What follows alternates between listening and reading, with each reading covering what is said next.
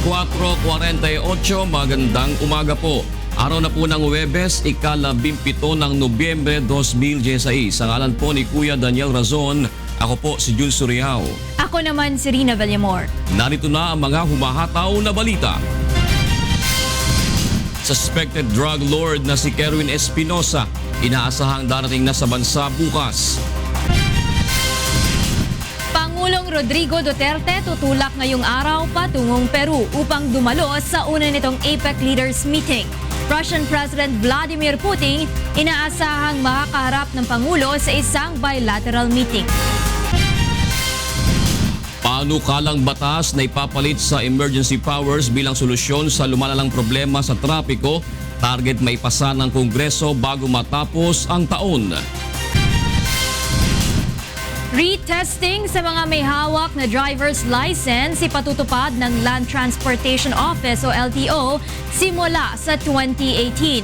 TESDA certification hihingi naman sa mga bagong license applicants. At Members Church of God International o grupong ang dating daan, katuwang ng PNP Caba La Union sa Reformation Program para sa mga drug surrenderer.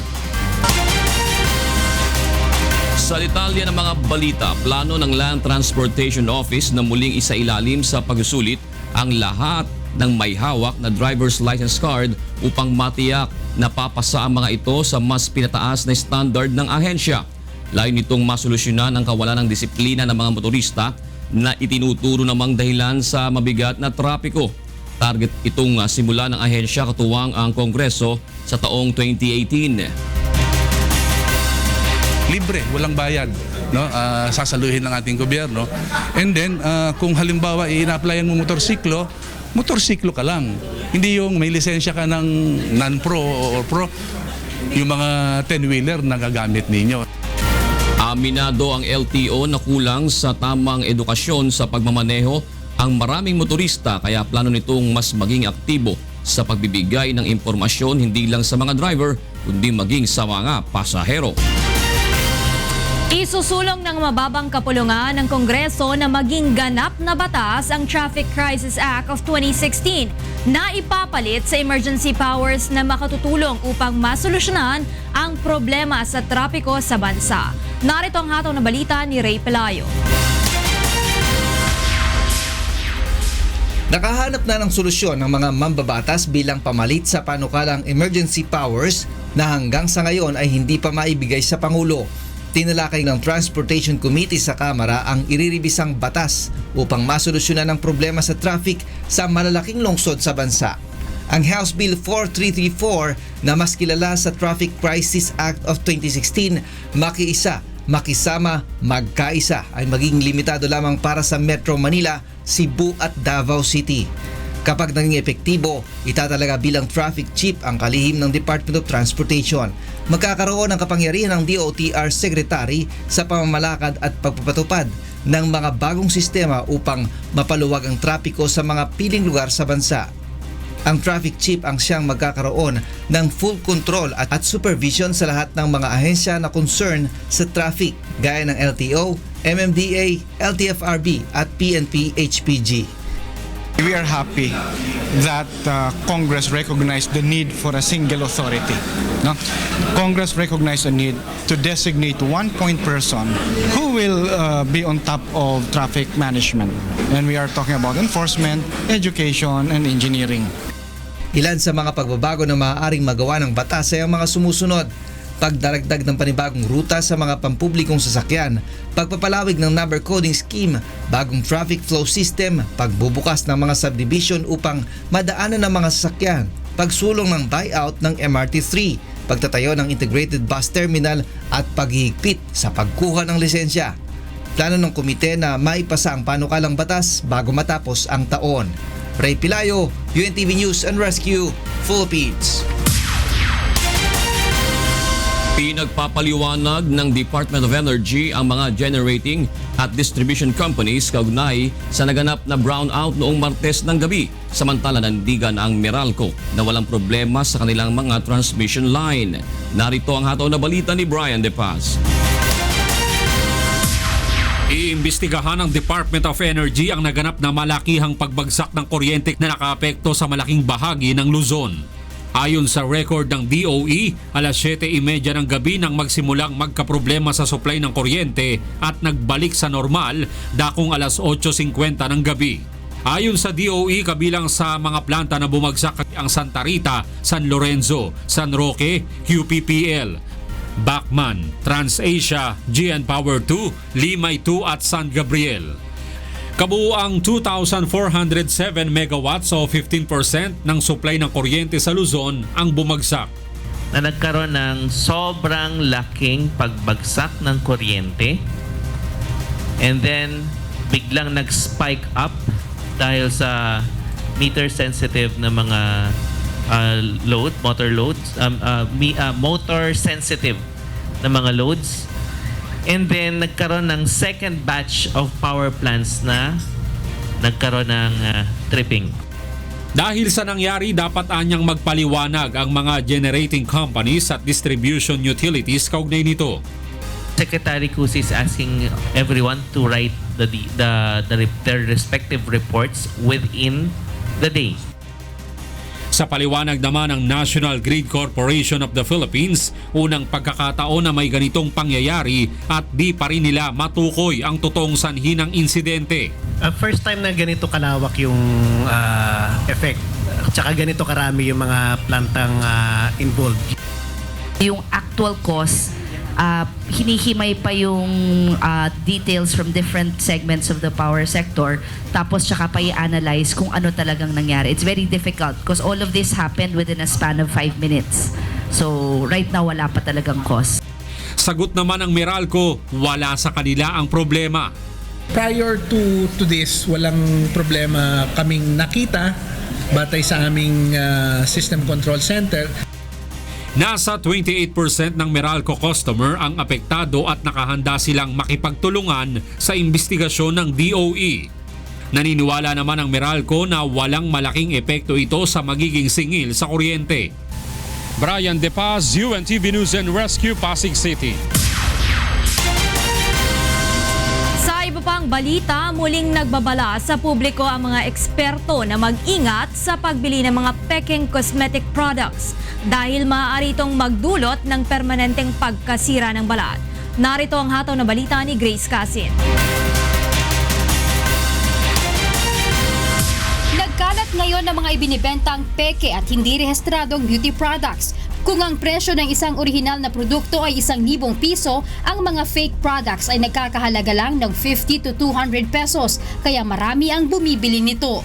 Subalit babala ng mga dalubhasa, ang paggamit ng naturang produkto ay maaaring magdulot ng matinding pagkasira ng balat at malalang komplikasyon dahil sa mataas na lead at mercury content nito. Chemical na ito ay maraming side effects sa ating katawan, no?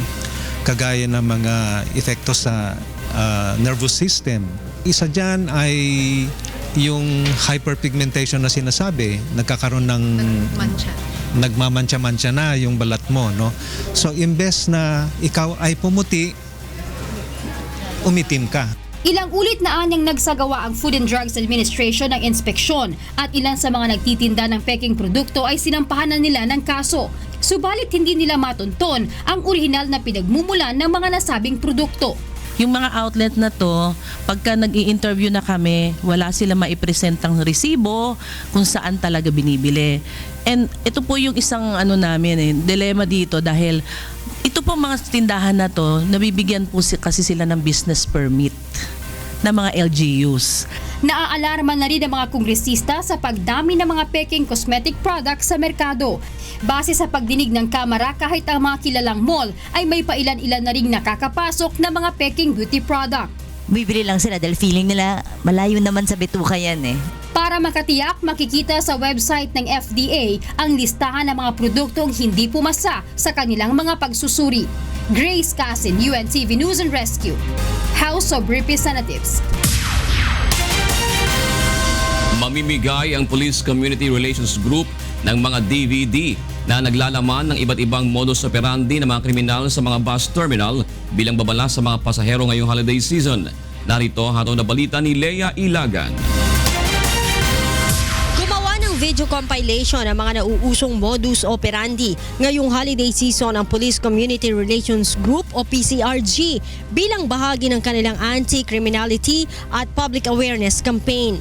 Ayon kay PCRG Director Police Senior Superintendent Gilbert Cruz, ipamamahagi nila ito sa mga bus terminal simula sa Martes upang mapanood ng mga pasahero ng bus. So habang nagbabiyahe ho sila, at least nare-remind sila, kasi may mga krimen din ho na pinakikita dito na nangyayari rin ho sa loob ng bus. Nakapaloob sa 45 minutong video ang 15 modus operandi gaya ng mga krimen sa loob ng bus, salisigang, peking plate number sticker at lisensya, kotong, dugo-dugo gang, Oslo gang na kinabibilangan ng alamat ng mandurukot, sarswela sa kalsada at mga paraan kung paano ito maiiwasan. Yung sa 15 na yon, merong 8 style ng mandurukot, merong 4 na style ng mga kidnappers, merong salisi, may mga 6 na style ng salisi, style ng dugo-dugo gang. Sakali namang mabiktima ng mga nasabing modus, payo ng otoridad sa mga biktima na agad itong ipagbigay alam sa pamamagitan ng pagtitext sa hotline text bato at isend sa 2286 upang agad maaksyonan. Leia Ilagan, UNTV News and Rescue, Camp Crame. Nasa kustodiya na ng Philippine Drug Enforcement Agency o PDEA ang Malaysian national na nahulihan ng high-grade cocaine sa Ninoy Aquino International Airport noong Lunes. Narito ang hatong na balita ni Aiko Miguel. Inilipat na sa Philippine Drug Enforcement Agency upang ikulong ang 22 taong gulang na Malaysian national na nahulihan ng high-grade cocaine na nakalagay sa 9 na lata ng tsokolate. Si Nasir Udin bin Mudhasnan ay dumating sa Ninoy Aquino International Airport noong Lunes, November 14, sakay ng Ethiopian Airlines Flight ET628 mula Addis Ababa at Tongo, Ethiopia. 216 na pirasong pellet ng cocaine ang laman ng chocolate canister na nasa hand carry bag ng Malaysian national. Nahuli si Hasnan dahil inabangan ng BOC Anti-Illegal Drug Task Force, ESS NAIA, Office of the Collector, NAIA Airport Police at NAIA Interagency Drug Interdiction Group kung sino ang kukuha ng bagaheng hininala nilang may laman na smuggled drugs.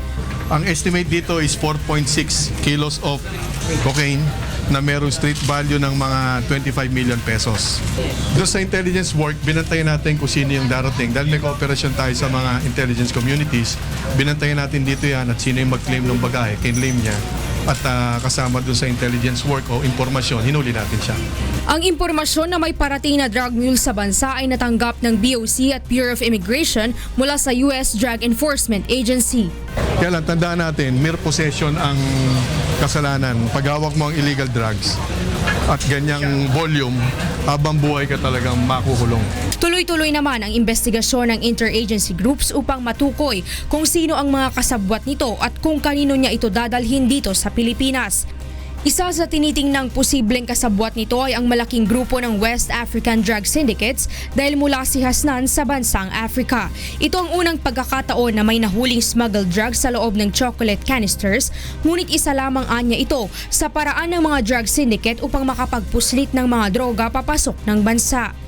Maraming mode of concealment silang ginagawa eh. So we are very eager talaga yung nagiging vigilant all the operatives ng interagency. Batay sa ulat ng BOC, mula July hanggang October 2016 may tinatayang 250.3 million pesos na ang nasabat ng ahensya na halaga ng iba't ibang illegal drugs na ipinapadala naman sa ports sa bansa. Aiko Miguel, UNTV News and Rescue, Pasay City.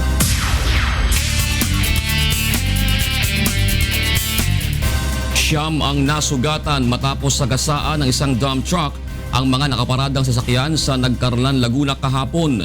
Narito ang hataw na balita ni Sherwin Kulubong.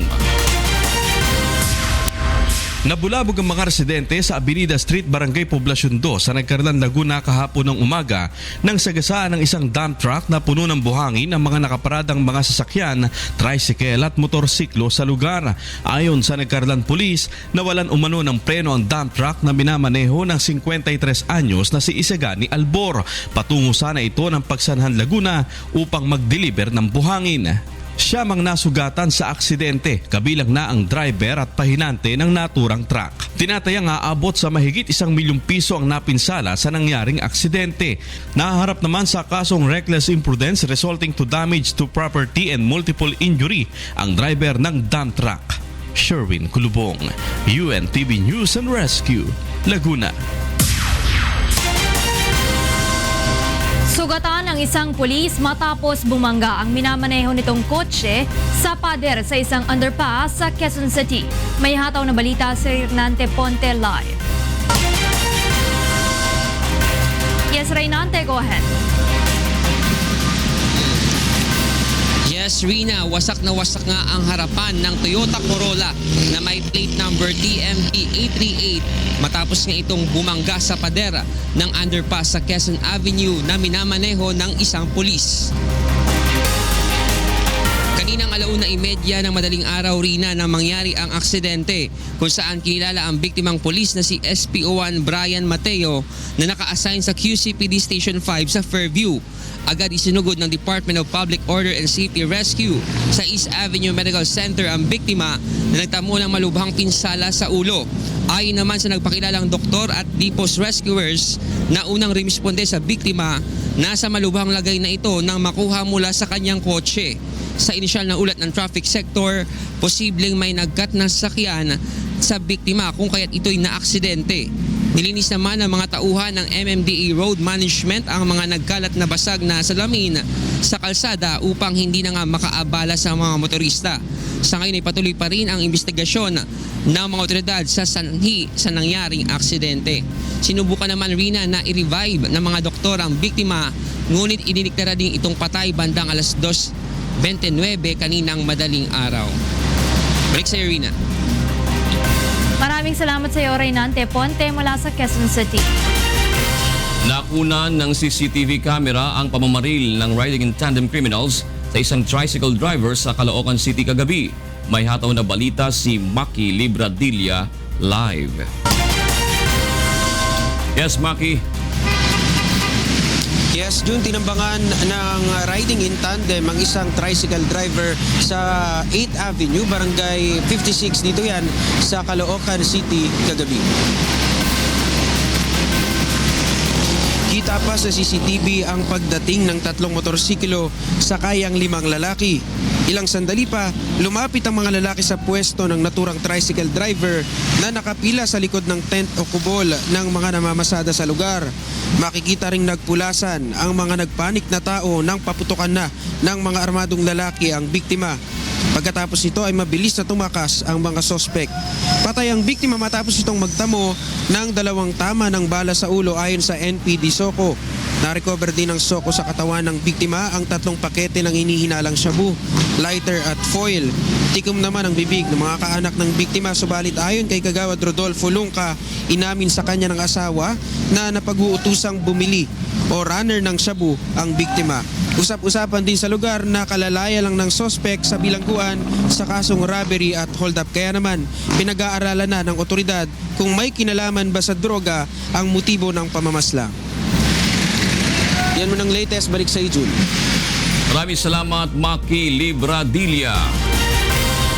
Arestado sa buy-bust operation kagabi sa Bonifacio Global City ang isang call center agent at babaeng negosyante na umunoy nagbebenta ng party drugs sa mga high-end bar sa lugar. Samantala, 3 hinihinalang biktima ng summary execution ang natagpuan sa lungsod ng Pasay at Makati. May hataw na balita si Jericho Albano live. Magandang umaga, Jericho. June, matapos ang 3 buwang surveillance na isinagawa ng Taguig Police dito sa loob ng Bonifacio Global City, na aresto sa isang buy-bust operation ng Taguig Police ang 2 umanong magkaibigan na nagbebenta ng party drugs sa paligid ng mga high-end bar dito sa Taguig pasado 11:00 kagabi. Naaresto ang dalawa matapos magpanggap ang mga operatiba ng Taguig Police Station Anti-Illegal Drugs na bibili ng 10,000 pisong halaga ng ecstasy. Nang magkaabutan na, saka ito inaresto ng mga pulis. Kinilala ang dalawa na sina Rene Rabino, 25 anyos na call center agent, at si Jennifer Vitanzos na 21 anyos na isang negosyante. Ayon kay Police Superintendent Clarence Gumeac, Assistant Chief of Police for Operation ng Taguig, kadalasan sa labas na ng mga high-end bar sa Bonifacio Global City nakikipagtransaksyon ng mga ito upang makapagtago sa mga operatiba. Karaniwan umanong isinisilid ng mga ito ang mga ecstasy plastic ng biskuit o biskit upang hindi mahalata bago ito makipagkita sa mga buyer. Malaking tulong naman ani ang patuloy na kooperasyon ng mga may-ari ng high-end bar upang masugpo ang bentahan ng illegal na droga sa naturang lugar. Na-recover sa mga ito ang 10 tableta ng hinihinalang ecstasy na Cookie Monster at 10,000 pisong marked money. Naharap ngayon sa kasong paglabag sa Section 5 at 11 ng Republic Act 9165 ang dalawa. Patuloy naman umano ang follow-up operation ng mga pulis laban sa mga tulak ng droga na nag-o-operate sa loob ng Bonifacio Global City.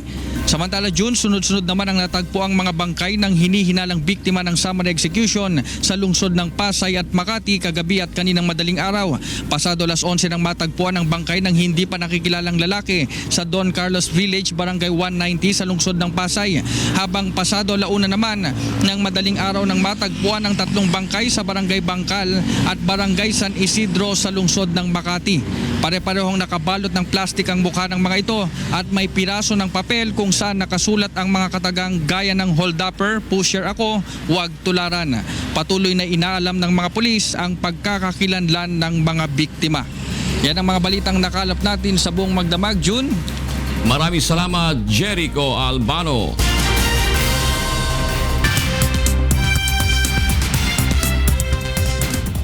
Here are the news from different parts of the globe. China's top most wanted corruption suspect Yang Zhuzhu returns to Beijing from the U.S. and turns herself in after spending 13 years in hiding overseas. Yang Zhuzhu is former deputy director of Wenzhou's construction bureau in the eastern province of Zhejiang, accused of stealing $39 million. Yang fled China on April 2003 after authorities began investigating her alleged involvement in criminal activities and sought political asylum in France, the Netherlands, and the United States. Chinese Foreign Ministry spokesman Geng Shuang says her return was an important result for Sino-US anti-corruption cooperation. Singapore is experiencing a slowdown in employment rate towards the end of the year. Myla Guevara has the details. Employment rate in Singapore has dropped in the third quarter of this year. This is mainly due to a decline in the number of work permit holders in the construction and manufacturing sectors. As these foreign workers typically do not stay in Singapore without a job, the unemployment rate remained stable at 2.1% last month. Overall, employment fell by 3,300 between July and September, pushing total employment down to 3,670,200. These were shown in the preliminary figures released by the Ministry of Manpower last week. According to the Manpower Ministry, the main group affected by the slowdown is the low-skilled foreigners, manufacturing, and the construction sector. I think it's quite okay. So far, I don't have problem finding a job myself because I just graduated and I managed to secure myself a job. But I think in the near future, perhaps, because nowadays news has shown that the employment rate has decreased, so I believe that it will continue to drop further in a near future.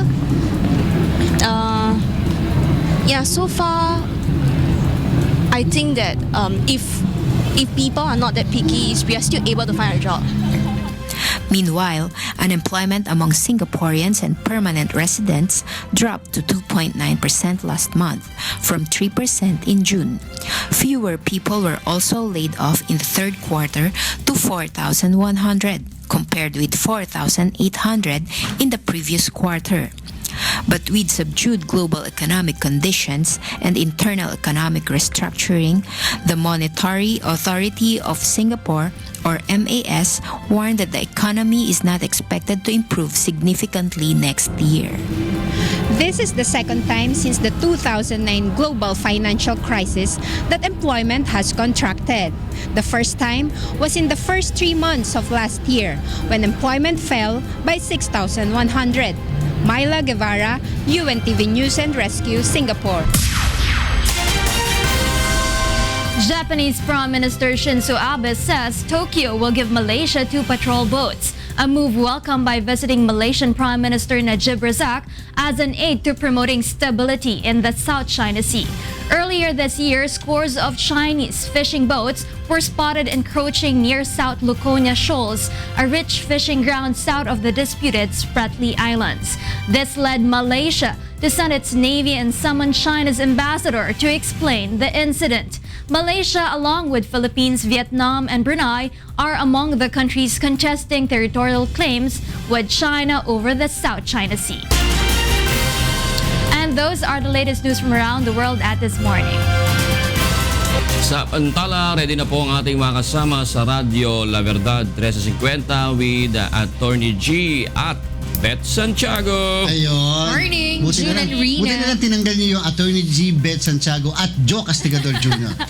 Wala pa. Bone tired. Bone tired. At alam niyo naman Pag kinakailangan. Thursday yun, medyo tired talaga Medyo siya. may ginagawa yan pagka Merkules eh. Pag Wednesday, may ano yun eh, pressing engagement. Ganun pa. Kaya napapagod ng Napapagod Thursday. din pala. Minsan naman yung napapagod din yan. Nararamdaman din niyang medyo Immortal man. iba na yung kanyang edad ngayon. Malapit na ba maging dual citizen? Nako, triple citizen pa yan.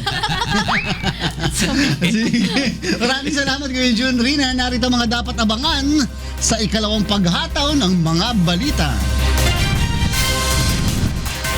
Suspected drug lord na si Kerwin Espinosa inaasahang makababalik na ng bansa bukas. Pangulong Rodrigo Duterte magtutungo sa Peru ngayong araw para sa APEC Leaders Meeting. Russian President Vladimir Putin inaasahang makakaharap ng Pangulo sa isang bilateral meeting. Pamahalaan, hinikayat ang mga undocumented Filipinos sa Estados Unidos na umuwi na ng Pilipinas bago ipatupad ang crackdown ng incoming Trump administration. Resulta ng investigasyon sa stabbing incident sa New Bilibid Prison na ikinasawi ng isang high-profile drug lord. Inilabas na ng PNP CIDG. At yan ang mga dapat abangan sa ikalawang paghataw ng mga balita. Ako po si Atty. George Erwin Garcia. Ako si Beth Santiago. Balik sa inyo kayo, Junatrina. Maraming salamat, Attorney G. At yan po ang unang paghataw ng mga balita ngayong araw po ng Huwebes, 17 ng Nobyembre 2016. La la la la.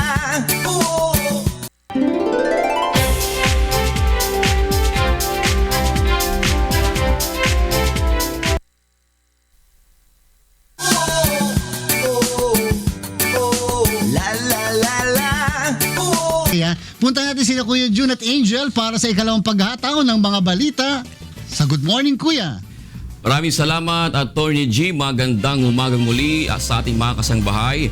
Araw po ng Huwebes, 17 ng Nobyembre 2016. Narito na po ang ikalawang paghataw ng mga balita.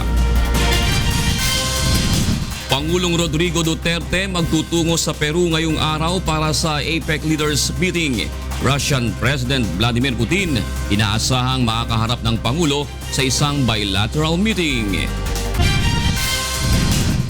Suspected drug lord na si Kerwin Espinosa inaasahang makakabalik na ng bansa bukas. Pamahalaan, hinikayat ang mga undocumented Filipinos sa Estados Unidos na umuwi na ng Pilipinas bago ipatupad ang crackdown ng incoming Trump administration. At resulta ng investigasyon sa stabbing incident sa New Bilibid Prison na ikinasawi ng isang high-profile drug lord. Inilabas na ng PNP CIDG. Sa detalye ng mga balita, tutulok na patungong Lima, Peru si Pangulong Rodrigo Duterte ngayong araw upang dumalo sa kanyang kauna-unahang Asia-Pacific Economic Cooperation o APEC Leaders Meeting.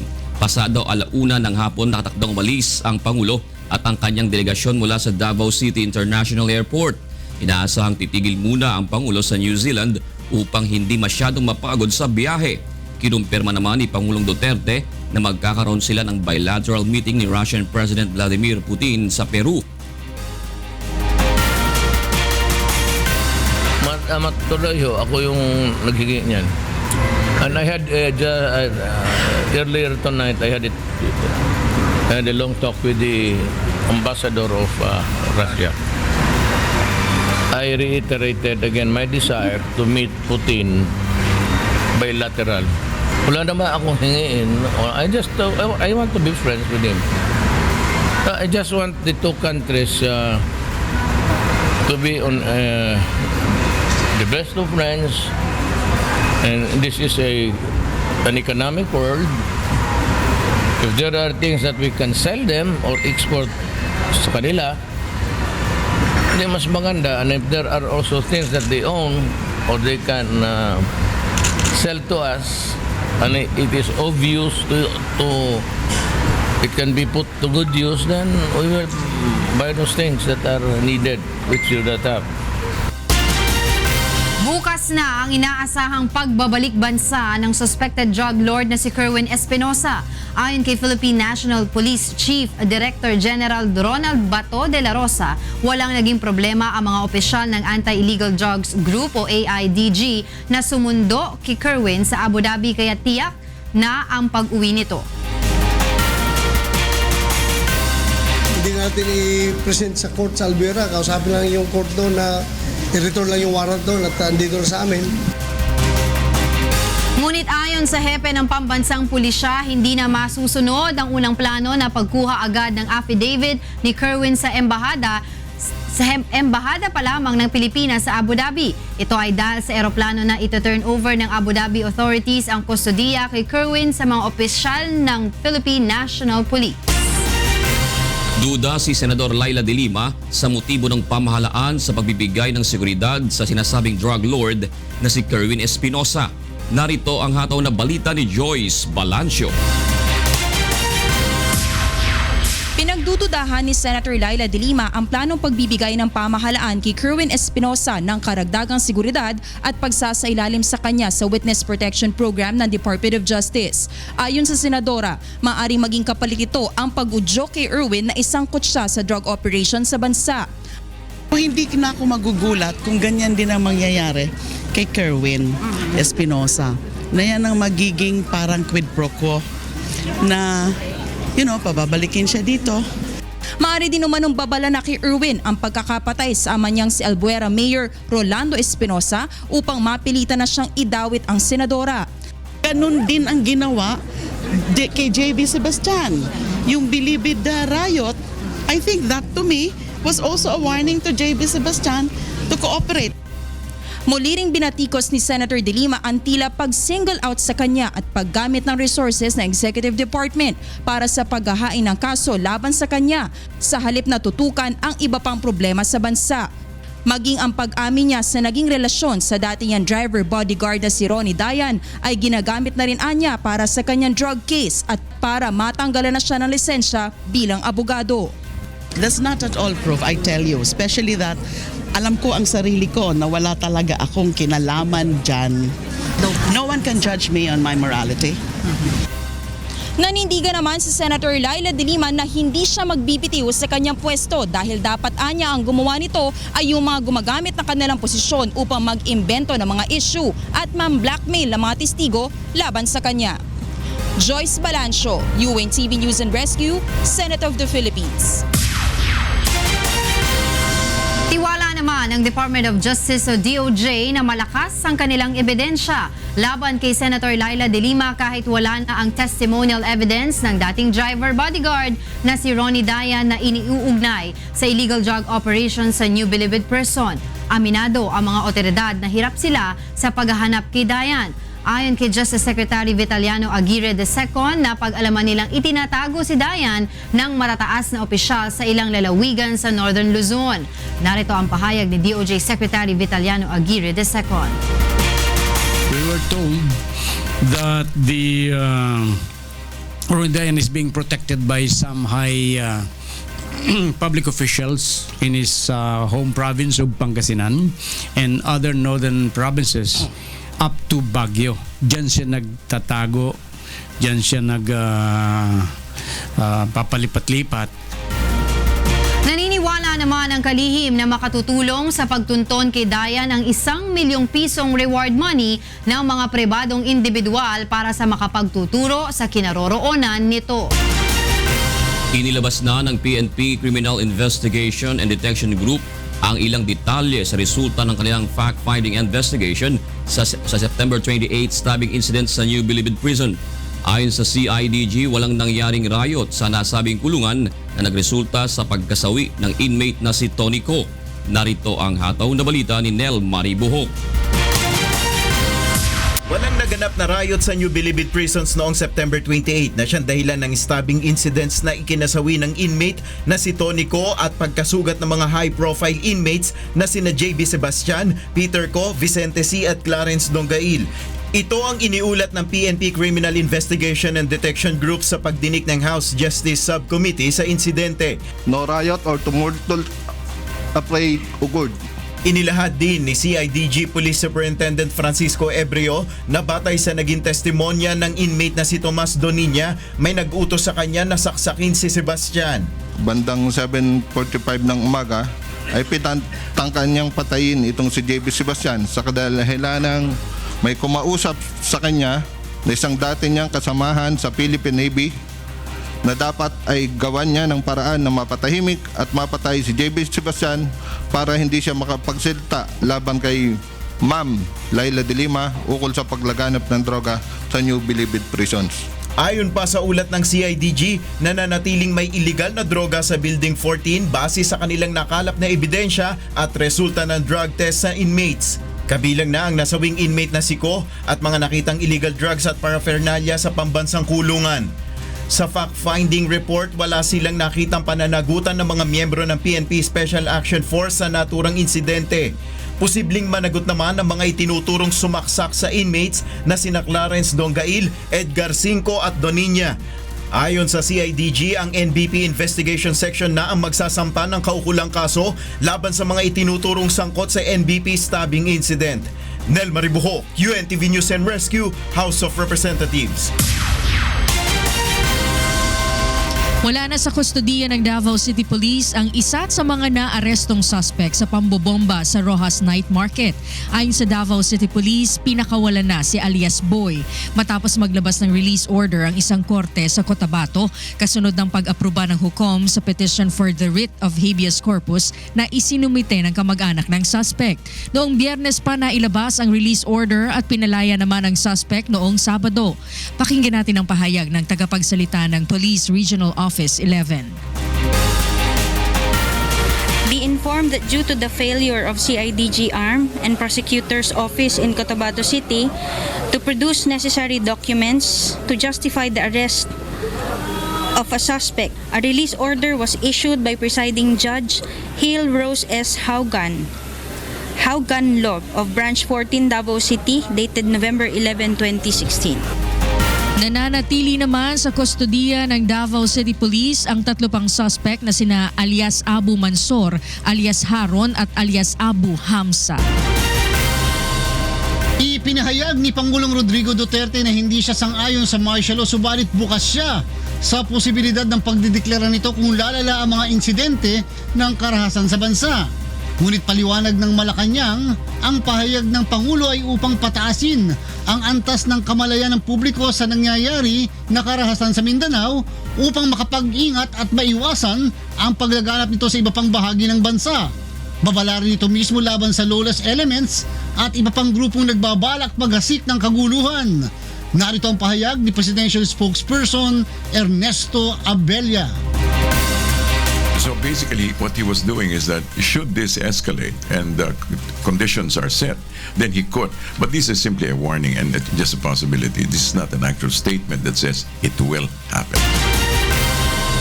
Hinikayat ng pamahalaan ang mga undocumented Filipinos sa Estados Unidos na umuwi na lamang ng Pilipinas at huwag nang hintayin ang ipatutupad na crackdown ng incoming Trump administration. Narito ang hatol na balita ni Rosalie Cos. Maliit lamang na porsyento sa mga Pilipinong naninirahan sa Amerika ang maaapektuhan ng bagong polisiya na ipatutupad ni US President-elect Donald Trump. Magugunitang inihayag ng incoming president ang planong pagpapadeport sa tinatayang nasa 3 milyong illegal immigrants na mayroong criminal record. Batay sa ulat, sa halos 4 na milyong Pilipinong naninirahan sa Estados Unidos, mahigit 200,000 sa mga ito ang illegal immigrants o walang kaukulang dokumento. Gayunpaman, hinikayat pa rin ng pamahalaan ang mga undocumented Filipino na umuwi na lamang ng Pilipinas bago pa man formal na manungkulan bilang Pangulo si Trump. Labor Secretary Silvestre Bello III urged undocumented OFWs in the United States to return to the country amid the threat of massive deportation of illegal immigrants once U.S. President-elect Donald Trump assumes office in January. Without providing numbers, Bello said Trump's policy will only have a minimal effect because since most OFWs in the U.S. are legally employed. Nagbigay naman ng katiyakan ng pamahalaan na tutulungan ang mga babalik ng bansa. Lalo na't hangarin din ni Pangulong Duterte na manatili na lamang sa paghahanap buhay sa Pilipinas ang mga overseas worker. Samantala, sinabi naman ng Pangulo na tiwala siya sa polisiya at patas na paghatol ng bagong US President. I trust in his judgment and that he would be fair in the matter of the treatment of illegal immigrants. I cannot talk for the illegals because whether President is Trump or anybody else, for that matter, an illegal is always illegal. So he is subject to at any time a deportation. Nais niya rin anyang makipagkaibigan dito. Oh, I'm sure. Wala man kaming away. I can always be a friend to anybody, especially to a a president, chief executive of another country. Wala naman, hindi naman ako sinasaway sa kampanya about my human rights. Hindi naman talaga ako kasali doon na. Nakatakdang umupo sa pwesto ang bagong halal na Pangulo ng Estados Unidos sa January 2017. Rosalie Cos, UNTV News and Rescue, Malacanang. Sa iba pang balita, sinimulan na ng Judicial and Bar Council ang public interview sa mga aplikante na mababakanting pwesto sa Supreme Court. Ibinahagi naman ng mga aplikante ang kanilang pananaw sa issue ng Marcos burial at extrajudicial killings. Narito ang hatol na balita ni Roderick Mendoza. Pumarap sa public interview ng Judicial and Bar Council ang mga aplikante sa pagkamaistrado ng Korte Suprema. Bahagi ito ng proseso ng pagsala sa mga posibleng pumalit kina Associate Justice Jose Perez at Arturo Brion na magre-retiro ngayong Disyembre. Sa pagtatanong ng JBC panel, sang-ayon ang karamihan sa mga aplikante sa desisyon ng Korte Suprema na payagan ang paglilibing sa mga labi ni dating Pangulong Marcos sa libingan ng mga bayani. Kasama dito sina PAO Chief Attorney Persida Acosta at Sandigan Bayan Justice Samuel Martires, habang sinabi ni Attorney Rita Linda Jimeno na dapat igalang ang desisyon ng Supreme Court. Sa issue ng extrajudicial killings, sinabi ni CA Justice Japar Di Maampaw na wala itong lugar sa ating lipunan, habang naniniwala si Davao City RTC Judge Rowena Apaw Adlawan na hindi maituturing na kaso ng AJK ang mga napapatay sa operasyon ng pulis laban sa ilegal na droga. Sinagot naman ni Acosta ang issue ng pagiging malapit niya sa Pangulo at ang napapabalitang isa siya sa kinukonsidera sa pwesto. Di ba sabi ko kahit ka-religyo ko, dinismiss ko from service, sinuspindi ko dahil di ka dapat pumanig pag masama siya. Pairali mo ang batas, rule of law. Sa kabuuan, may 17 aplikante sa 2 mababakanting posisyon sa Korte Suprema. Para sa grupong nagbabantay sa mga appointment sa Korte Suprema, dapat makisali ang publiko sa proseso, lalo na't ang JBC ang may kontrol kung sino sa mga aplikante ang isasama sa listahang ibibigay sa Pangulo. Meron ba kayong alam na maganda tungkol sa mga aplikante? Meron ba kayong alam na masama tungkol sa mga aplikante? Ipaabot natin sa Judicial and Bar Council para makatulong doon sa pagsala ng mga kwalipikadong aplikante. Pagkatapos ng public interviews, pagbobotohan ng JBC ang shortlist ng mga kandidato kung saan naman pipiliin ni Pangulong Duterte ang 2 bagong maestrado ng Korte Suprema. Roderick Mendoza, UNTV News and Rescue, Manila. Para naman sa mga balita sa labas ng bansa, narito ang ating kasamang si Rina Villamor. Irina, good morning. Hi Angela, good morning. Here are the latest news from different parts of the world. Colombian authorities seized a drone they say was used to transport drugs from the jungle to the border of Panama. In an operation dubbed Agamemnon, the police, in coordination with the prosecutor's office and the Navy, managed to locate a cove in Bahia Solano in the Department of Choco where the narcotics and drone were hidden. The police discovered 130 kilograms of cocaine worth $700,000 in the area, which are to be sent to Panama through the use of the drone. Based on the investigation, the illicit cargo belongs to the Pacific Chocoano gang of the Gulf Clan. Police continue to search for more coves in the area where more drugs may be hidden. Dozens of Central American women whose children have gone missing while migrating through Mexico go in search of their loved ones. Raquel Vasquez will give us the details. Un grupo de madres centroamericanas cuyos niños han desaparecido en la caminata terrestre para los Estados Unidos, cruzados por México este martes en busca de sus seres queridos. Llevando fotos de sus desaparecidos, el grupo, principalmente de El Salvador, Nicaragua, Honduras y Guatemala, cruzaron la frontera del estado mexicano de Chiapas, en donde van a recorrer los pasos de miles de migrantes que buscan una vida mejor en el norte. Son parte de un movimiento llamado a sí mismo la Caravana de Madres Centroamericanas. Todas quisieran encontrar a sus hijos, todas, ¿verdad? Pero sabemos que lastimosamente muchos de ellos ya pueden estar muertos, ¿verdad? Pero la fe y la esperanza de las madres es encontrarlos vivos. Respaldada por activistas de derechos humanos en el país, la Caravana de las Madres viajará a través de 11 estados mexicanos, cubriendo algunos 4,000 kilómetros, 2,000 millas. Ya no supimos más de mi hijo ni de nadie de ellos. Sí. Y ese es el consuelo, la esperanza de poder llegar a esa cárcel y poder encontrar a mi hijo. El movimiento de estas madres surge en medio de la elevada retórica en América del Norte hacia los migrantes. El presidente electo entrante de los Estados Unidos, Donald Trump, ha prometido deportar a hasta 3 millones de migrantes de los Estados Unidos cuando estará en la oficina. Americanos viajan algunos 3,000 kilómetros a través de México en la espera de una mejor vida en los Estados Unidos. Raquel Vázquez, UNTV Noticias y Rescate, América Latina. The Singapore Defense Community celebrates its 50th anniversary with an exhibition of the latest innovations in defense technology. Jenna Biedo has the news. The Navy Medical Services of the Republic of Singapore Navy exhibits its Rapidly Deployable Maritime Container, or RDMC, during the Singapore Defense Exhibition held at Marina Bay Sands Expo and Convention Center. RDMC is a modular, compact, fully mechanized medical container that is able to support the surgical teams for long periods at sea.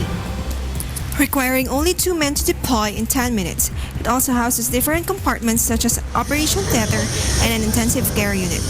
Each RDMC is capable of accommodating 2 operating theaters and 4 ICU beds. It can be deployed on board ships during rough sea conditions and able to tap on different power sources. So it helps me see what the Navy people get to do on the high seas, because I think I found out that they can do the surgeries like a hospital, so they don't have to transport the casualties all the way to the land before they have to do these things . The RDMC is another innovation project of Ministry of Defense. Among the famous exhibits in the event are the transparent ceramic armor, which is able to stop bullets and provide greater protection to soldiers, and the humanoid risk control system. That could censor threats from naval warfare and land warfare. And also what gives me inspired is the newly built system in our uniform, such as advanced helmets that give sensors and night vision. I feel like I want to invent a ground vehicle capable of rescue and also capable of ground warfare. And I just feel that we need to have both strong air, sea and land defense to make sure our country is safe from external threats. Singapore President and Senior Emeritus Minister Goh Chok Teng led the launch of the DTC 50 commemorative book and the presentation of defense technology prize to all winners.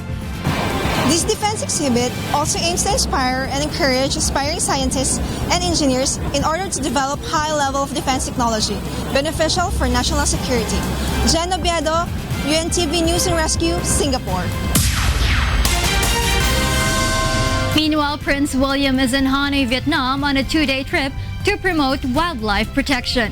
The Duke of Cambridge joins traditional medicine experts and activists to discuss the prevailing social attitudes towards the use of animal body parts and ways of changing the popular perceptions. The use and trading of rhino horn is a criminal offense in Vietnam, but demand is strong due to a long-held belief on its medicinal powers. The British Royal is the president of the United for Wildlife, an umbrella body of 7 conservation organizations united to end illegal wildlife trade. He is set to attend the 3rd Illegal Wildlife Trade Conference in Hanoi today.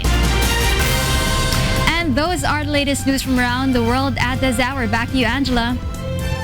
Thank you, Rina. Para sa mga karagdagang balita, bumisita lamang sa aming website na untvweb.com. At abangan sa ikatlong paghataw ng mga balita. 4-day leadership workshop ng mga youth leader mula sa Association of Southeast Asian Nations o ASEAN Region sinimula na sa Cebu. Miss Universe Organization at Philippine sponsors pumirma na ng kontrata para sa nalalapit na 2016 o 2017 Miss Universe competition na gaganapin sa bansa. MMDA Black Wolves ng Group A susubukang dungisan ang walang bahid na record ng Malacanang Kamao upang makaabante sa susunod na round ng UNTV Cup Season 5. At Members Church of God International o grupong Andating Daan, katuwang ng PNP Caba La Union sa Reformation Program para sa drug surrenderies. At yan po ang ikalawang paghataw ng mga balita sa umagang ito ng Huwebes, 17 ng Nobyembre 2016. Magbabalik po ang Good Morning Kuya.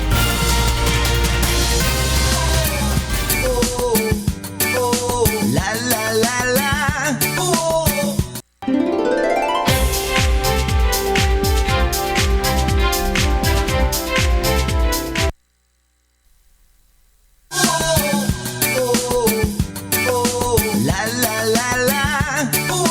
Punta natin sina Kuya Jun at Angel para sa ikatlong paghataw ng mga balita. Maraming salamat, Attorney G, at happy birthday kay Doc Joseph. Yes, happy birthday kay Doc Ding, Joseph. ding, ding, ding, ding, ding. Dapat yung kinuha nilang di ba? Alin? Yung kinuha nilang yung video ni Doc Joseph. Oo, yung nag-quick meal. Nag-quick meal siya, Ding, ding, ding, ding, ding, ding, ding. Ganun Ang ating emperor, di ba, Attorney G? Oo. Ibang klase si Doc Joseph talaga. Yan ang ultimate. Oo. Pagka-usapang real estate, Doc Joseph yan. Yes, of course. Wala nang iba. Maraming salamat, Attorney G. Thank you. Magandang umagang muli sa ating mga sambahay. Araw na po ng Huwebes, November 17, 2016. Tayo po ay sabayang napapakinggan sa Radio La Verdad 1350, ang UNTV Radio. Live din po tayo napapanood sa ating pong Facebook account at sa ating pong untvweb.com via live streaming at sa UNTV mobile application. Narito na po ang ikatlong paghataw ng mga balita. 4-day leadership workshop ng mga youth leader mula sa Association of Southeast Asian Nations o ASEAN Region sinimula na sa Cebu. Miss Universe Organization at Philippine sponsors pumirma na ng kontrata para sa nalalapit na 2016 Miss Universe competition na gaganapin sa bansa. MMDA Black Wolves susubukang dungisan ang walang bahid na record ng Malacanang Kamao upang makaabante sa susunod na round ng UNTV Cup Season 5. Members Church of God International o ang grupong Dating Daan, katuwang ng PNP Caba La Union sa Reformation Program para sa mga drug surrenderer. Sa detalye po ng mga balita, sinimula na sa Lapu-Lapu City, Cebu ang 4-day workshop ng mga youth leader mula sa Association of Southeast Asian Nations o ASEAN Region. Lain po nito na lalo pang malinang ang kakayahan ng mga kabataan pagdating sa effective leadership. Narito ang hataw na balita ni Gladys Tuwabi. Tinatayang nasa 100 young non-governmental organization leaders na kumakatawan sa mahigit 75 organisasyon mula sa ASEAN region ang lumahok sa isinasagawang Young Southeast Asian Leaders Initiative o YSEALI Generation Go NGO workshop sa Lapu-Lapu City, Cebu. Pinangunahan ni US Ambassador to ASEAN Nina Hatchgan ang event at reception na naglalayong ipakita ang cultural heritage ng ASEAN participants. Sa pamamagitan ng training, simulation at discussions, matututunan ng NGO leaders kung papaano mapapalakas ang kanilang organisasyon. And it's sponsored by the US Embassy in Manila. And so it's strengthening the ties by bringing some Americans together, but mostly it's strengthening the ties to among the young people of ASEAN. Inilunsad noong 2013 ang YSEALI na programa ng US government upang mapalakas ang leadership development at networking sa Southeast Asia.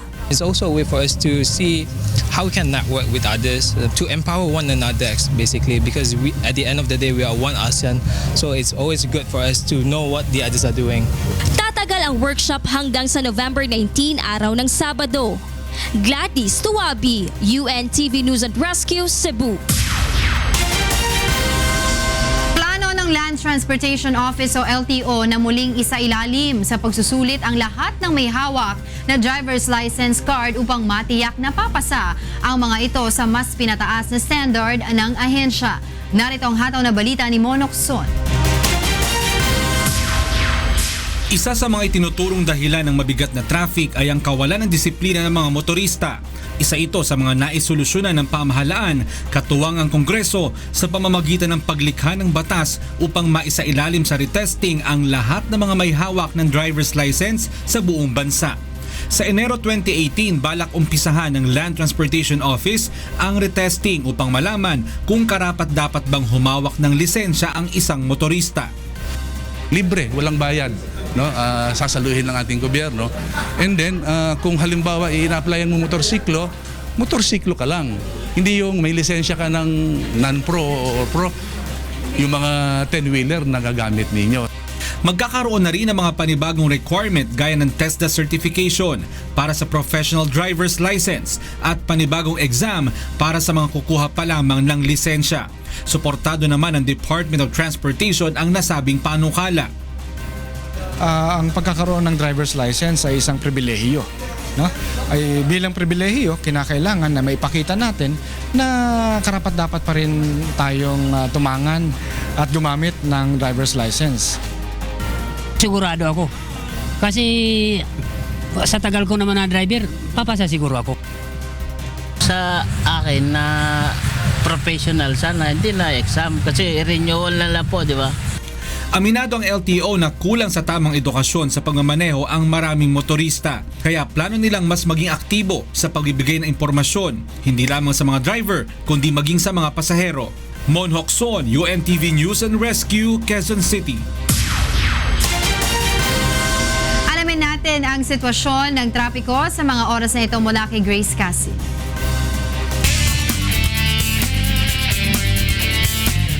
Grace, go ahead. Yes, good morning Monica at sa ating mga motorista na ngayon po ay babaybay sa kahabaan ng EDSA. Silipin natin ang daloy ng trapiko. Ngayon nagsisimula na ang rush hour.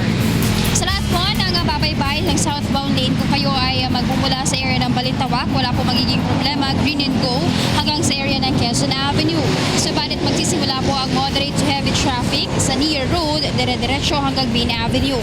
Ang Santolan hanggang Ortigas, green and go sa mga oras na ito. Subalit ang SM Mega Mall, dire-diretso hanggang sa Kalayaan ay mabigat na po ang daloy ng trapiko. Bahagyang luluwag yan ng Buendia hanggang Ayala, dire-diretso hanggang sa Pasay Road.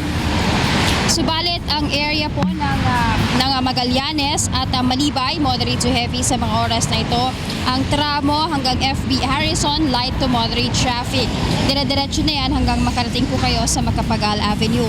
Sa babaybay naman ng northbound lane, magsisimula ang mabigat na daloy ng trapiko sa FB Harrison hanggang sa Pasay Road. Subalit ng Ayala Avenue hanggang Guadalupe, light to moderate traffic. Bahagya pong bibigat uli ang daloy ng trapiko pagdating ninyo sa area ng Boni hanggang makarating kayo sa Santolan. Subalit ang Main Avenue, dire-diretso na po hanggang sa North Avenue ay maluwag ang daloy ng trapiko.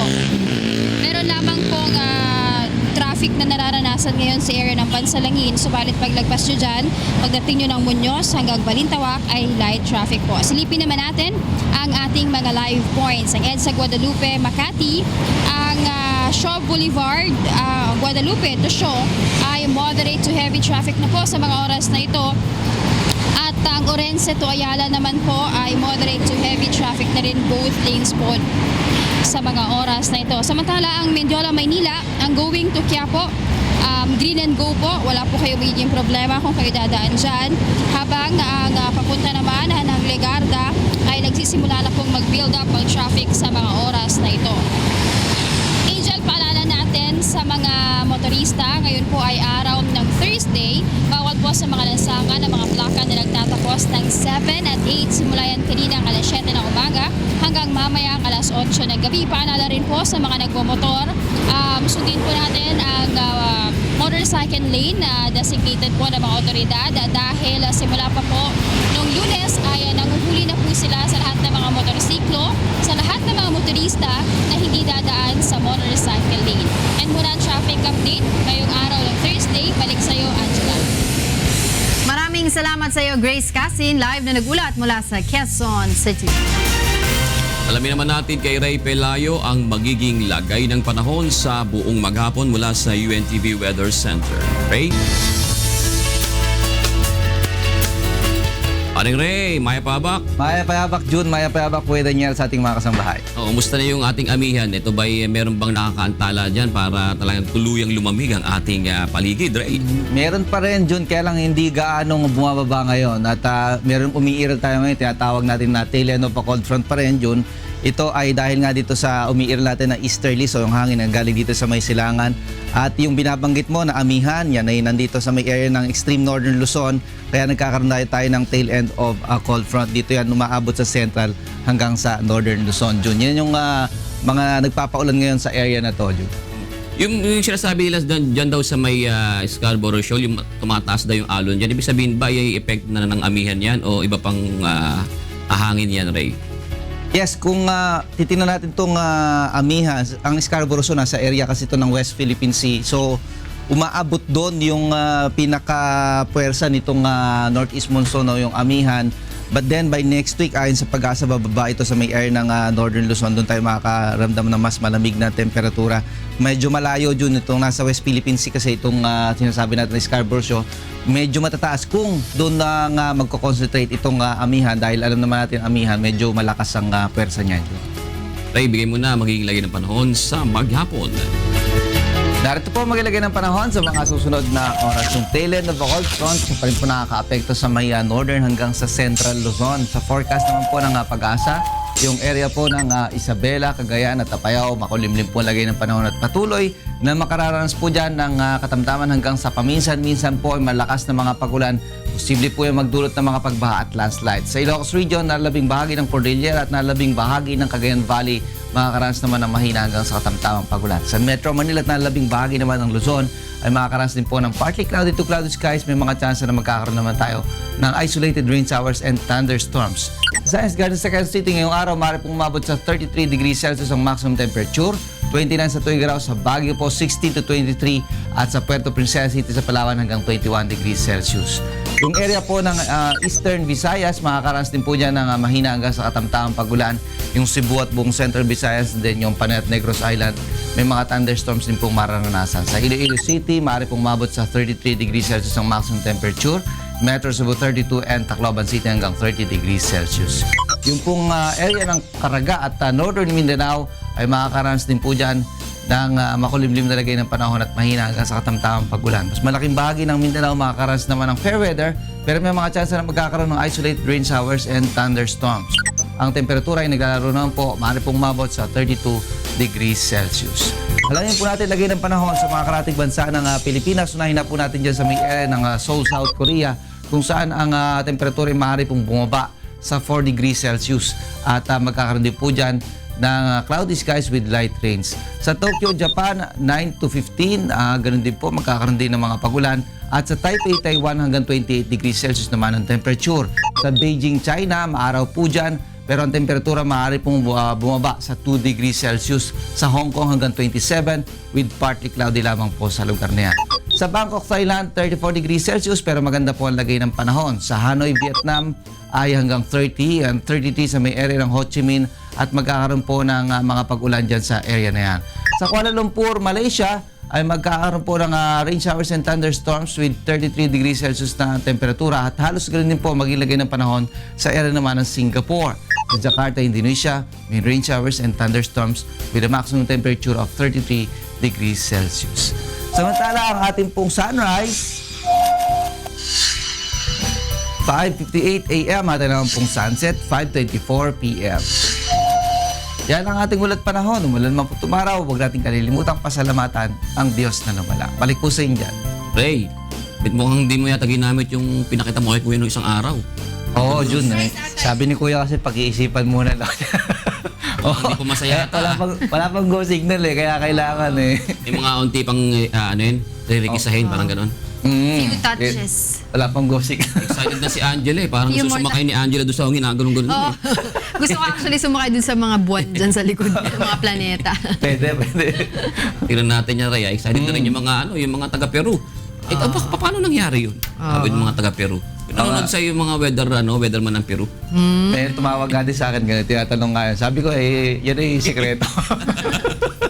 Napakahirap gawin nun, ha? Oo, talaga.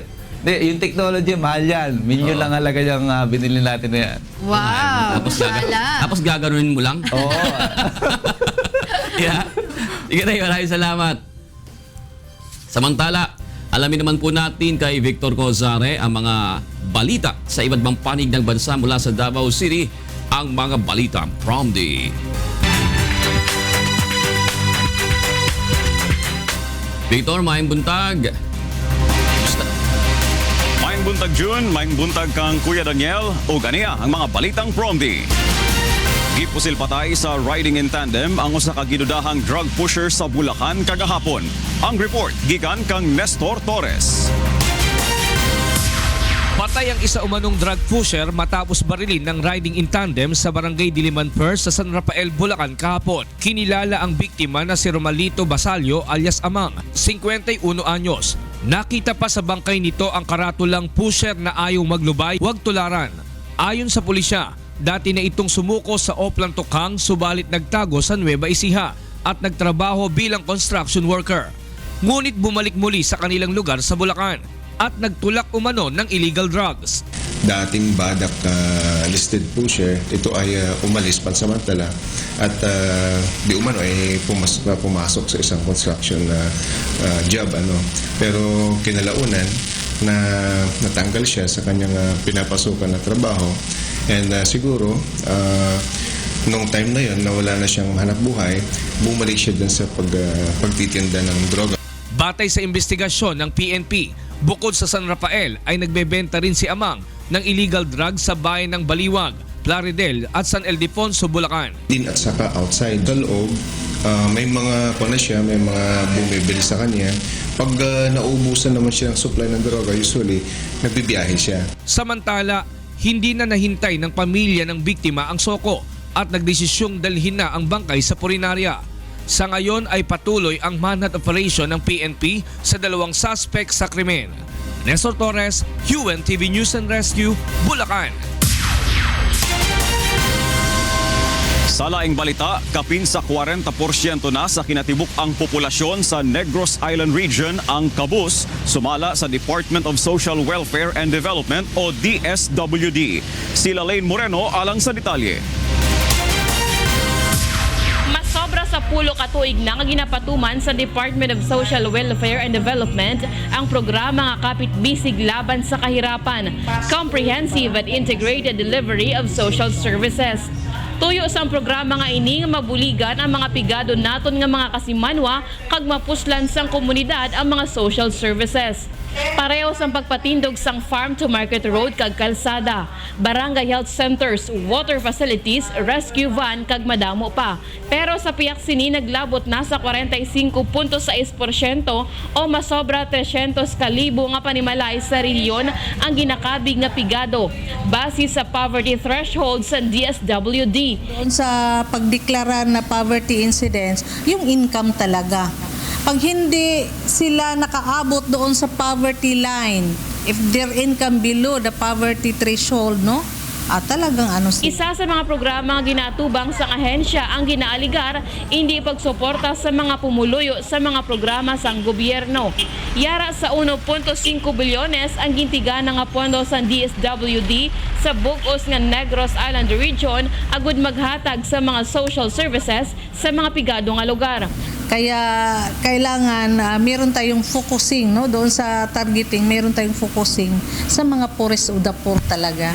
Samtang masobra 98,000 naman ang enrolled sa Pantawid Pamilya Program sa DSWD.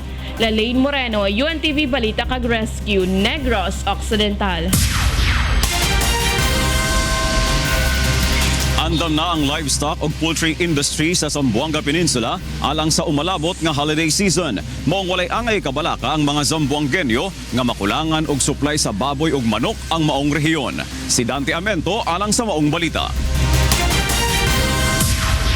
Asegura el Philippine Statistics Authority o PSA que bastante el supply del livestock y poultry products, particularmente el manok y puerco na Zamboanga Peninsula este tiempo de Pascua. Asigon con el PSA más alto de 21.14% el producción de manok este third quarter del 2016 compara na igual tiempo del año ya pasa. Mientras poquito también ya baja de 1.31% el producción de puerco pero bastante también si compara el demand na región. Este tiempo tiene 17,726 métrico tonelada de supply de puerco na lugar, mientras tiene también 7,087 métrico tonelada también de manok que más alto compara na 5,850 métrico tonelada antes 2015. Fuera con este, alto también el supply de huevos de manok que tal llega 2,828 métrico tonelada este tiempo o más alto de 3.78% compara a 2,725 antes 2015.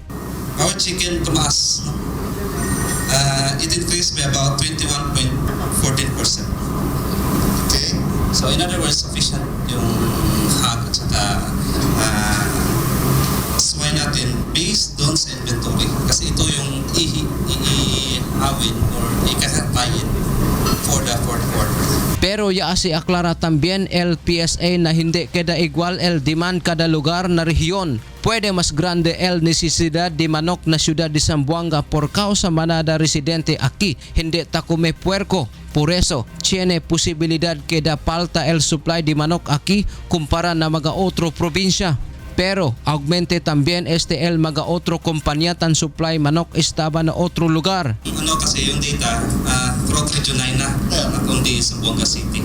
So when you speak of throughout Region 9, sufficient tayo. But dito sa Zamboanga City, talagang meron siyang decrease. Ya asegura también el DTI que continúa visa con el mga precio del mga primer necesidad para evitar el abuso del mga negosyante. Dante Amento, UNTV Noticias y Rescate, Ciudad de Zamboanga. O kana ang kinatibuk ang detalye sa atong mga balitang Promdi. Gikan diriya sa Davao City, balik diya sa Kauluhan, June. Victor, bakit daw masyado kang seryoso at suplado? Ito namamansin. Oh, tama na yan. Anandang, may malikot yata sa aparato kanina. Nanisi ka pa. Wala ka namang kinalaman yung nasa aparato. Naputol yung ano eh. Yung ano? Naputol yung audio kanina, kaya pumasok na ako. Namimiss na natin kasi si Victor, kaya gusto natin siya makausap. Nakahiyang nahiyang si Victor dyan. Kung naman fit na fit siya ngayon. Dati medyo lumalaki yung tiyan. Oo. Mga ilang buwan ka na dyan, Victor? Ha? Ilang buwan ka na dyan? Magtatatlo na. Tatlo. Dagdagan. Parang iba yung magtatatlo na. Parang wala lang yung 3 buwan, ano? Parang lumipas lang ng wala. Parang tapos na. Parang walang nangyari, di ba? Sige, mga... Dahil dyan, one more year. Tatlo uli. Another 3. Yeah, Victor, okay ba? Okay? Bisita kayo dito. Akala ko visit kami. Bibisita kami dyan. Bibisita tayo dyan. Si Victor, binisaya pa kami yata eh. Yung bang durian mo dyan, hinog na yan? Si durian pala dyan. Nasa likod ko, matagal na yan dyan. Matagal na. Akala ko pwede nang iuwi dito eh. Pero yung durian ngayon hindi na kasing dami ngayon kasi patapos na yung season ng durian kaya medyo nagmamahal na rin yung kilo ng durian. So ano na ngayon ang usong prutas dyan? Ano na ba uso ngayon dito? Anong usong prutas na ngayon dito? Hindi mo alam? Aba, suha. Mangustin. Saging. Suha, meron pa rin. Mangustin, konti na. Wala na kami masyadong nakikitang mangustin. Seasonal din pa rin. Sige, Victor, 3 buwan, meron nang tutubo uli dyan. Suha. Sige, tagang salamat, Victor Cosare. At para naman sa mga balita sa labas ng bansa, kasama po muli natin si Rina Villamor. Hey Reens, good morning. Good morning again, Angela, and these are the news abroad. U.S. President Obama assured allies of his country's commitment to Europe and North Atlantic Treaty Organization or NATO. Clarence Shaughnessy has the news. U.S. President Obama addressed the politicians and college students in Greece, seeking to reassure that the U.S. will maintain its long-standing obligations to its European allies.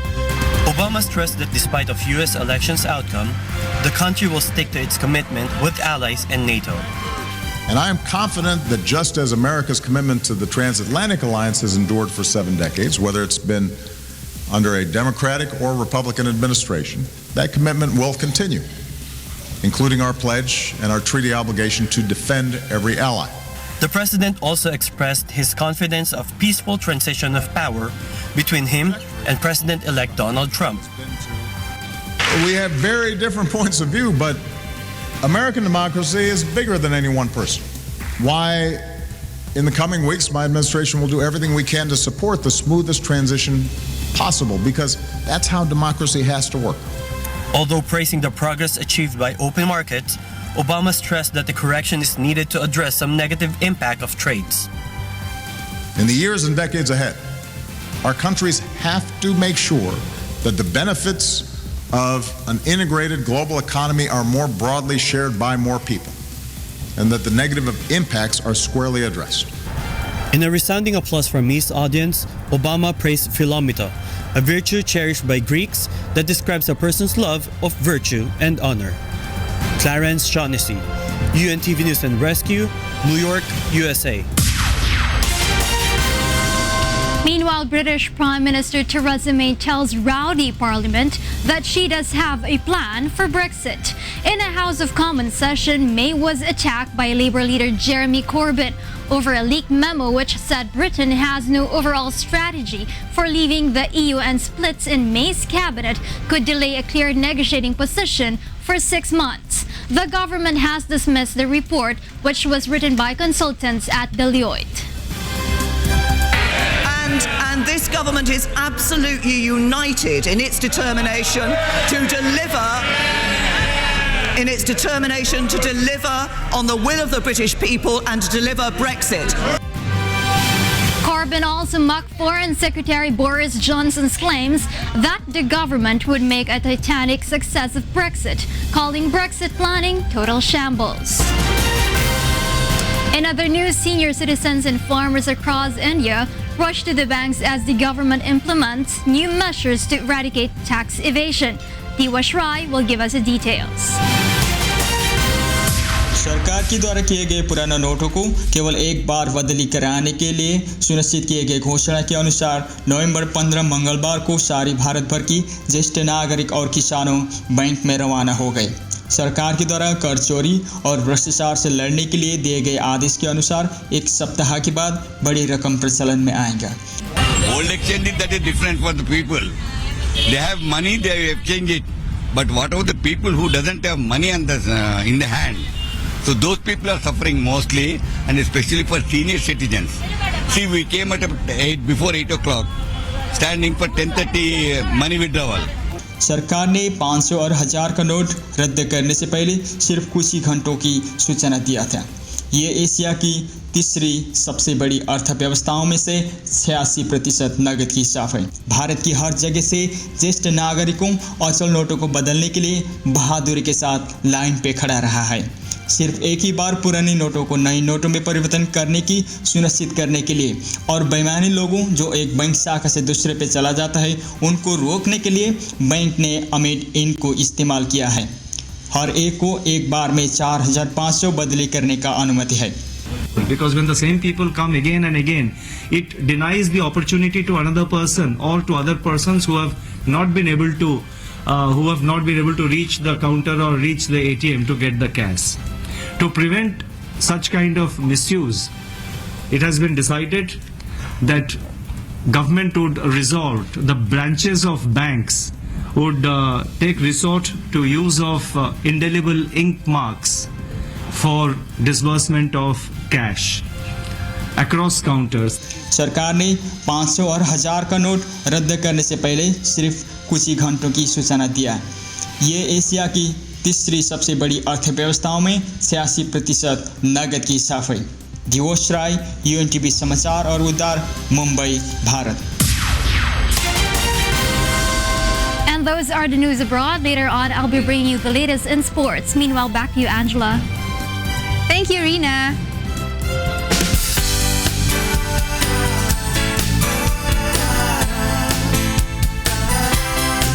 Katuwang ng Philippine National Police sa Cabo La Union ang Members Church of God International o MCGI sa reformation program nito para sa mga drug dependent na nais ng makapagbagong buhay. Narito ang hataw na balita ni Grace Doctolero. Lumapit sa Members Church of God International o kilala rin bilang grupong Ang Dating Daan, ang hepe ng Caba Municipal Police Station sa lalawigan ng La Union.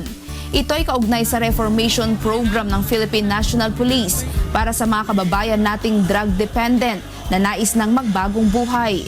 Ayon kay Chief of Police Senior Inspector Melanie Lubusta, nais nilang matulungan ang mga ito pagdating naman sa aspetong espiritual. Una sa lahat, mailapit natin sila kasi hindi naman nila magagawa yun kung malapit sila sa Panginoon natin. So, form part na din po na ni-establish natin sa kanila yung pagbabalik loob. Hindi naman nagdalawang isip ang MCGI at inimbitahan ang mahigit 100 drug surrenderers sa Caba La Union sa isinagawang Bible Exposition sa pangunguna ni Brother Eli Soriano. Kasama ring dumalo sa Bible Expo ang mga opisyal ng iba't ibang barangay sa munisipalidad. Napunta kami lahat dito.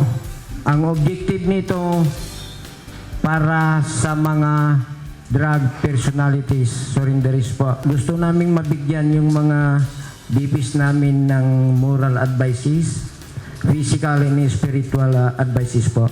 Ang programang Ang Dating Daan ay hindi po nakakonsentrate lang sa isa.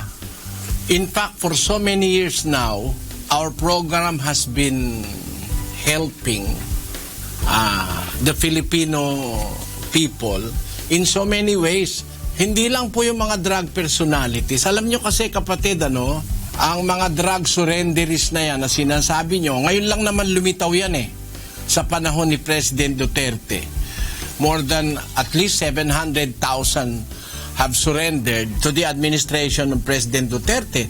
sometimes in our program, nagsumusurrender sila kay kapatid na Daniel para ilapit ni kapatid na Daniel sa ating chief PNP, si General Bato. Samantala, maliban sa Bible exposition ay sinimulan na rin ng grupo ang pagsasagawa ng Bible study 2 beses sa isang linggo na bukas sa lahat, hindi lamang sa mga drug surrenderer. Bukod pa rito ang Barangay Expo, kung saan nagtutungo ang grupo sa mga remote barangay upang makapakinig din ang mga nasa malalayong lugar. Ito ay isang magandang doktrina. Pero nung narinig ko si brother, maganda talaga. Kaya gusto kong maturuan ng mga tao at sa akin para maganda ang gawin ng mga tao para maturuan ng salita ng Diyos. Malaki ang tiwala ng lokal na pamahalaan at ng pulisya na sa pamamagitan ng mga aral sa Biblia ay magtutuloy-tuloy na ang pagbabagong buhay ng mga sumukong drug dependent. Grace Doctolero para sa serbisyong Kasangbahay. Samantala, balitang sports naman tayo kasama si Rina Villamor.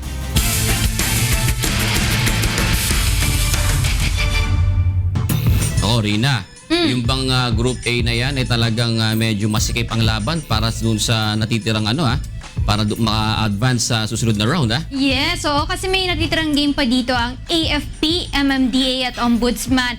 Ang AFP meron pa silang game against the Ombudsman, pati ang MMDA naman may game pa sila kontra dito sa Malacanang Kamao.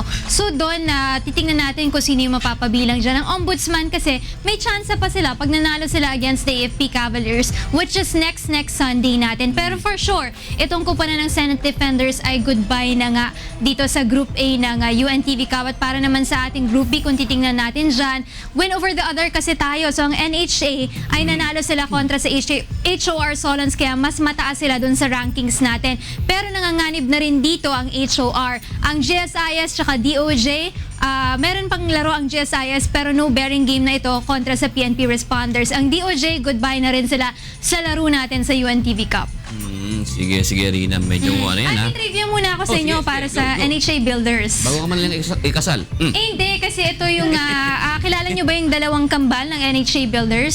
Si Tibay. Oo, Tibay Brothers, si Waldemar at saka si Ralph Tibay. Alam nyo ba, aside sa paglalaro nga ng basketball, itong dalawang pala to ay nagiging coach din sa isang school sa may San Jose Del Monte, Bulacan, kung saan naman nila yung pagko-coach nila dun sa kanilang tatay na si Mr. Virgilio Tibay. So for the last 10 years or more than 10 years ay nagiging coach na rin sila para dun sa mga batang tinuturuan nila. At alam nyo ba, yung mga batang tinuturuan nila, libre, walang bayad. Nagtuturo sila ng walang bayad dito sa mga bata.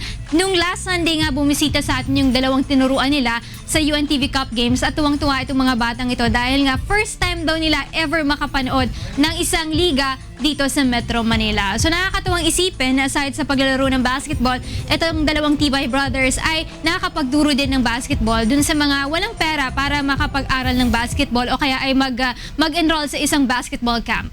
May tibay ka talagang aasahan pala sa Tibay Brothers na yun. Matibay pa rin ng NHA Builders.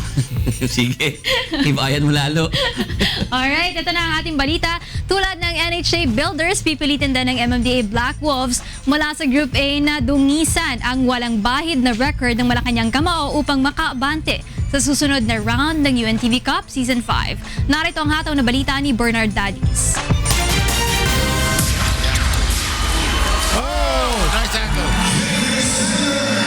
Dadaanin sa bilis ng Season 4 third placer MMDA Black Wolves ang Group A top team Malacanang Kamao upang makuha ang napakahalagang panalo na magdadala sa Black Wolves sa second round eliminations. Masusubukan ang bangis ng Black Wolves sa linggo alas 3:30 ng hapon sa Pasig City Sports Center sa kanilang bakbakan ng Malacanang Kamao na hindi pa nakakatikim ng talo sa huling 4 na laban. Doon na kami mabubuhay talaga sa ganun lang dahil we are the smallest team dito sa sa UNTV. So namumuhunan lang kami sa defense. Lahat sila malalaki, kami lang ang maliit. Ang MMDA may tig-2 panalo at talo na kaagapay ng Ombudsman at AFP na kapwa nasa must-win situation upang makapasok sa 8 koponan na aangat sa second round eliminations. Halos isang buwan ang paghahanda ng MMDA sa Malacanang matapos magwagi sa Senate Defenders noong October 23. Teamwork lang kami, yun ang pinaka-importante. Mag-gel, mag-attend ng practice, mag-adjust sa gitna ng laro, maging matalino sa loob ng court. So yun lang yung lagi kong sinasanay sa team namin. Ngunit ang Malacanang Kamao, desidido na ituloy ang kanilang sunod-sunod na panalo. Ang iniisip pala lagi lang namin is mag-improve habang tumatagal yung liga na mag-improve lang kami na mag-improve. At the moment, nasa 70% pa lang yung chemistry. Galingan pa namin doon para maging handa pa tong team na to. Bernard Daddies para sa UNTV Cup Season 5. Last 3 games na lamang tayo para sa ating first round of elimination game. So last 3 playing dates na lamang yan. This coming Sunday, November 20, magkita-kita tayo sa Pasig City Sports Center kung saan ang ating first game ay sisimula ng BOC Transformers kontra sa NHA Builders. Second game, ang Malacanang Kamao kontra sa MMDA Black Wolves. At third game, ang Judiciary Magis kontra sa PNP Responders. Sa susunod na laban naman sa November 27, nandun ang HOR, Judiciary, AFP Ombudsman, PNP at GSIS. Para dun sa ating December 4 games, magkakaroon naman tayo ng draw lots sa ating Group A para lang magpantay sila dun sa 6 teams ng Group A kontra dun sa 7 teams ng Group B. At after December 4, malalaman na natin kung sino yung 8 teams na pupunta dun sa ating second round of games. June, back to you. Hey, maraming salamat, Rina Villamor.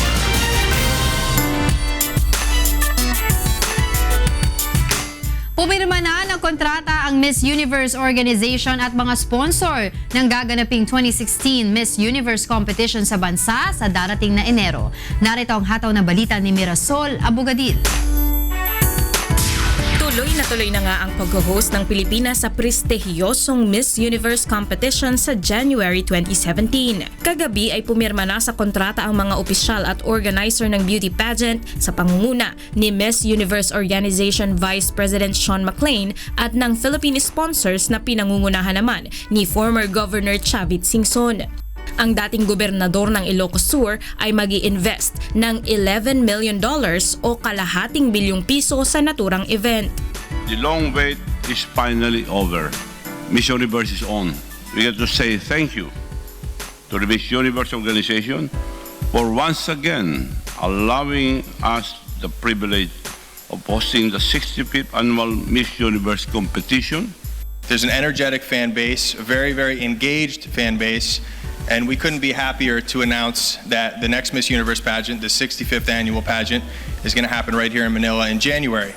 Ang Pilipinas ang unang bansa sa Asia na nag-host ng Miss Universe Beauty Pageant noong 1974 at nasundan noong 1994. Samantala, hawak naman ni Filipina beauty queen Pia Wurtzbach ang 2015 Miss Universe crown.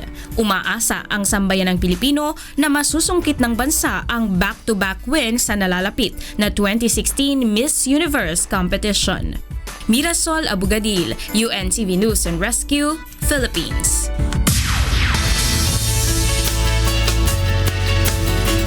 Isang baby monkey sa South China ang mistulang inampon ng grupo ng mga kambing. Alamin natin yan sa hataw na balita ni Leslie Longboy. Sa probinsya ng Jiangxi sa China, may kakaibang senaryong makikita. Dahil sa grupo ng mga kambing, may namumukod tanging unggoy na nakalambitin.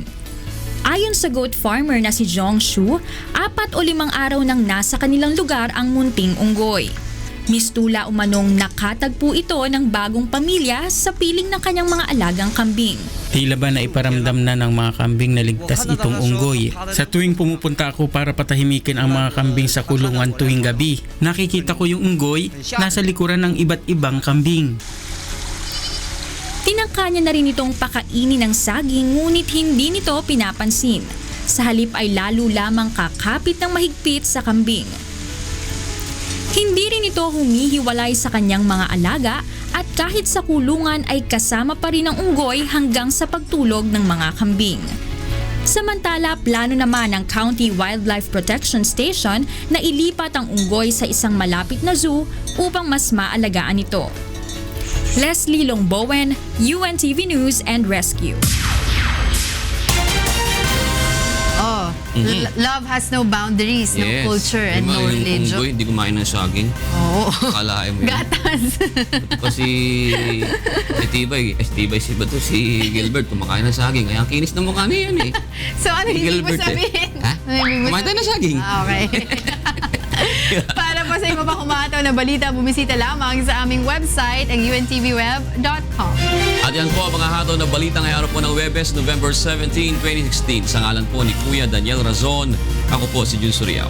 Ako naman si Angela Lagunzad. Susunod na po ang programang Bawal ang Pikon, Get It Straight with Daniel Razon.